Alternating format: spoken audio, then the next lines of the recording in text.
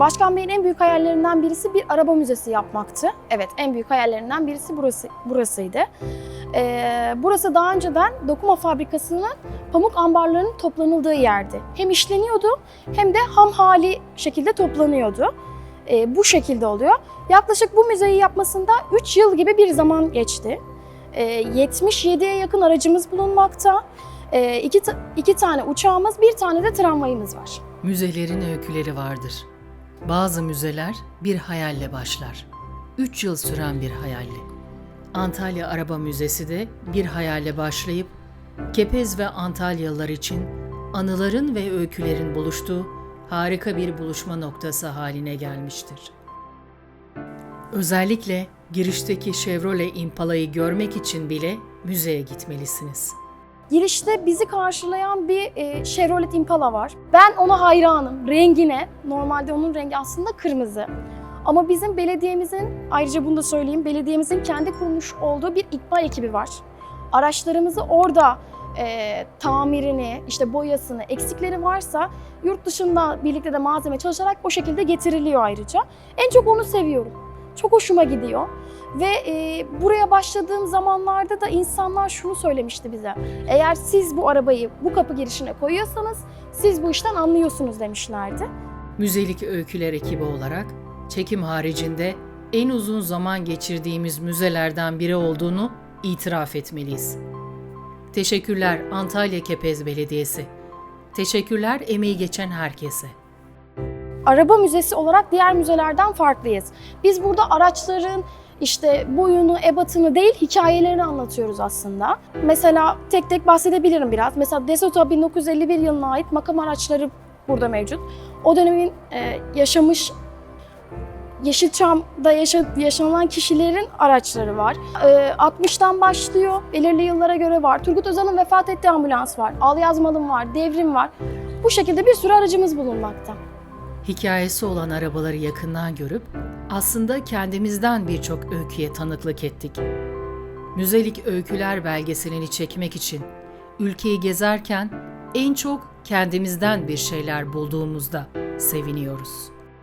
Müzemizde görsellerin dışında aslında sizin de duyabileceğiniz, sizi o dönemlere götüren sesleri de duyacaksınız. Burada Al Yazmalım filminde olan aracımız var.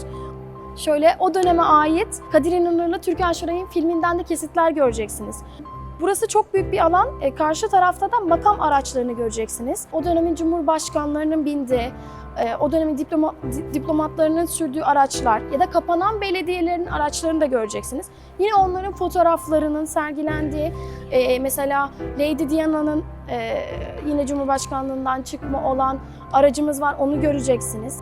Bu araçların şu anda motorları, her şeyleri var. Yani şuradan, kapıdan dışarı çıktığınız zaman şu an bu aracı binip kullanabilirsiniz aslında. Turgut Özal'ın ambulansının, Devrim arabasının, Al Yazmalım'ın kamyonunun, Zeki Müren'in arabasının, Çiçek Abbas'ın minibüsünün ve gidip muhakkak görmeniz gereken birçok arabanın öyküsünü dinlemek için bu müzeye gitmelisiniz. Bir tane tamirhane köşemiz var. Gene oranın anılarının olduğu, içerisinde Cem Karaca'nın "İşçisin sen işçi kal" şarkısının da çaldığı, insanları duygulandırdığımız bir yerimiz var. Manavgat Kalemler Köyü'nden çıkma, o dönemde yangından çıkma bir arabamız var. Başkan Bey onu kendisi bir tepenin başında yapayalnız görmüş. Sonradan müzemize eklendi. Aslında ne kadar zor zaman geçirdiğimizi ve bunun kıymetini bilmemiz gerektiğine ait aracımız duruyor burada yine Kalemler Köyü'nden çıkma. Bu müzenin oluşmasındaki aslında en sevilen aracımızdan Hacı Murat'ımız var bir tane. Kırmızı, o kadar güzel ki size anlatamam. Kullanan amcamız 3 kez hacca gitmiş, içinde 3 kez hatim etmiş.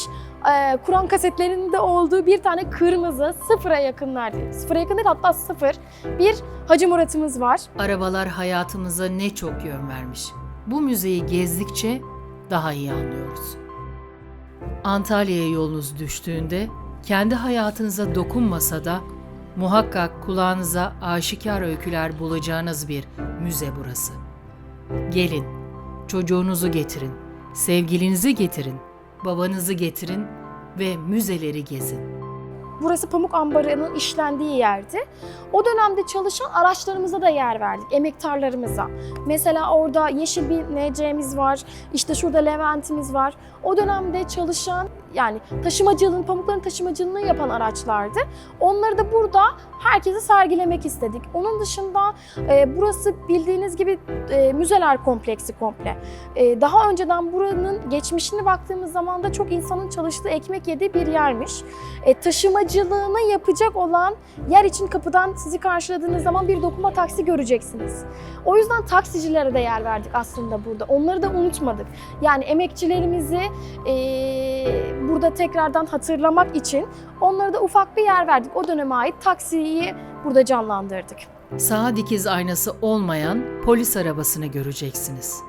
Muhakkak bir görevliden o polis arabasının öyküsünü anlatmasını isteyin. Muhakkak Cumhurbaşkanlığı envanterinden çıkma Turgut Özal'ın vefat ettiği ambulansın öyküsünü anlatmasını isteyin. Ve muhakkak bu müze için kendinize çok zaman ayırın. Geldikleri zaman mesela çok duygulanan insanlar var. O dönemde işte birlikte araba sürdüğü, işte çocuğuyla birlikte araba sürdüğü, belki şu anda eşinin hayatta olmadığını, gözü gibi arabaya baktığını, çizilmesin diye üzerini kapladığını ama sonradan bize verdiğini, yani onların bu duygularını dinlemek çok güzel ve onların duygularını da aslında yeşertebilmek bizim için çok güzel bir şey.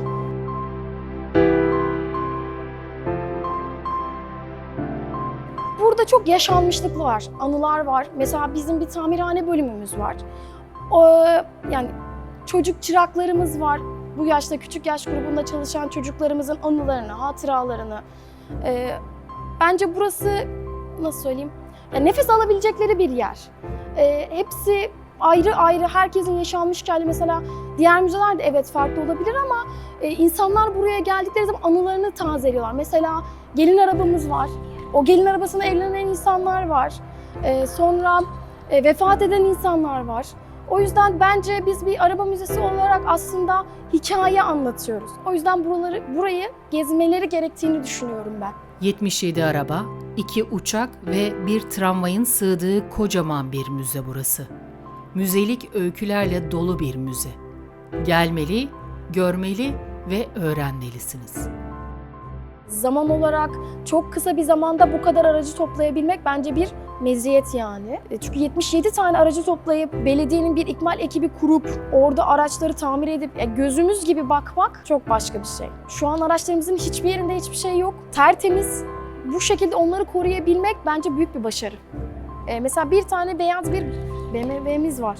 91 yılına ait. Antalya'da eğer müteahhit olup da 91 yılında çalışıyorsan o araca sahip olmak zorundaymışsın. Eğer o aracın yoksa sen iyi bir müteahhit değil misin? Bunu da mesela burada öğrendim.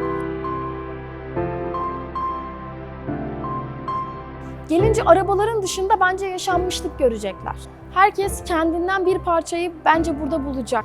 Burada gurbetçi araçlarımızın bulunduğu bir köşe var. O da şöyle, yurt dışında çalışıp iyi bir para kazandıktan sonra Türkiye'ye ailesinin yanına dönerken aldık işte Ford Granada'lar kocaman böyle büyük. Üzerinde valizlerin olduğu o dönemin araçlarını göreceğiz bir kısımda da. 1950 kraliyet ailesine ait bir aracın sergilendiği bir yerde var burada. Ayrıca üzerinde el işlemesiyle yapılan İstanbul'un belirli motifleri var. Mesela Saat Kulesi'nin desenlerini, işte İstanbul'a özgü desenleri göreceksiniz üzerinde buraya geldiğiniz zaman da.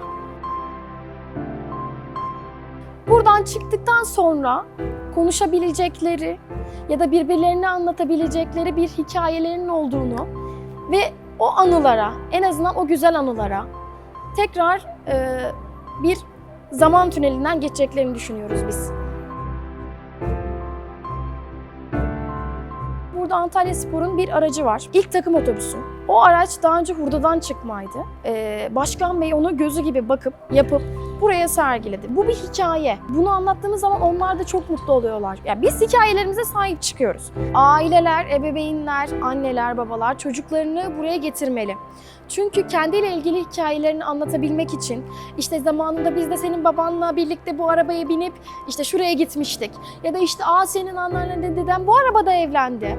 Ya da işte biz bayramda bu arabaya binerdik hep birlikte. Gençliğiyle ilgili bu arabaya binerdik, doluşurduk, işte üst üste otururduk, hep birlikte denize giderdik.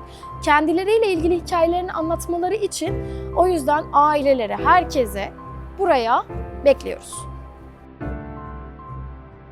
Ben araçlardan çok anlayan birisi değilim ama buraya başladığımdan beri arabaya başka türlü bakmayı öğrendim. Şu anlamda hani bizi ayıran hikayelerimiz demiştik ya, bunu kendim yaşayınca öğrendim.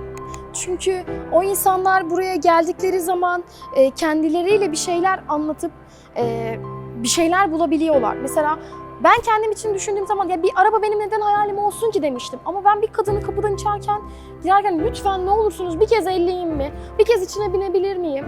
Bir kez dokunabilir miyim? Çocuğumu oturtabilir miyim? İşte en büyük hayalim. Bunu bize satsanıza. Bunu bize satarsanız ne kadara satarsınız? Yani bunlarla karşılaşınca aslında yaptığımız işin ne kadar güzel olduğunu da anladım. Antalya'nın sadece denizi güzel değil, tarihi güzel değil, havası güzel değil. Antalya'nın müzeleri de güzel. Kepez ilçesindeki eski dokuma fabrikasının alanının içinde birçok müze var ve her biri birbirinden güzel. Bu belgeselleri yapan ekibe güvenin ve muhakkak bu müzeleri görün. Müzelik öyküleri dinleyin. İstediğimiz tek şey onların mutlu ve buradan iyi ayrılmaları. Bu anlamda her zaman güler yüzlü olmalıyız. Onları memnun etmeliyiz.